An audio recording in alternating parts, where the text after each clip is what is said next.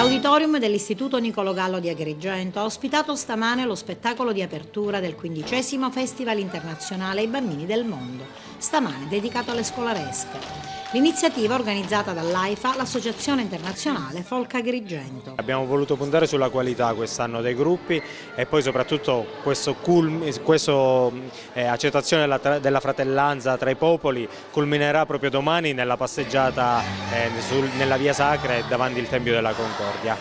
Una 15ª edizione dedicata sempre a tuo padre. Sì, quello culminerà domani sera al Museo Archeologico, ricordando sempre chi l'ha fondato insieme a Giovanni Di Maida, Claudio, ma lui sorride da lassù e quindi è contento.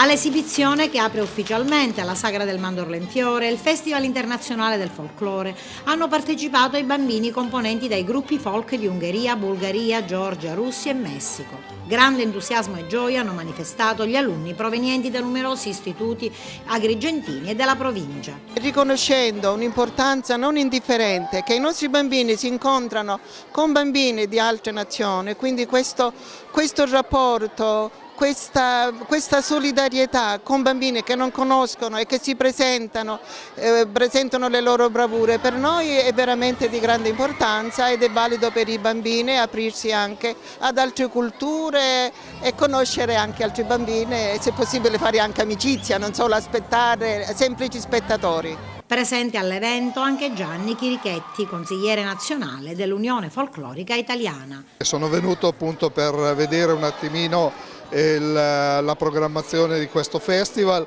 per poi riportarlo ad agosto al Festival dell'Unione Folclorica Italiana all'Ufifest, che comprende praticamente lo spettacolo e la partecipazione di gruppi iscritti all'UFI italiani. Che impressione ha avuto?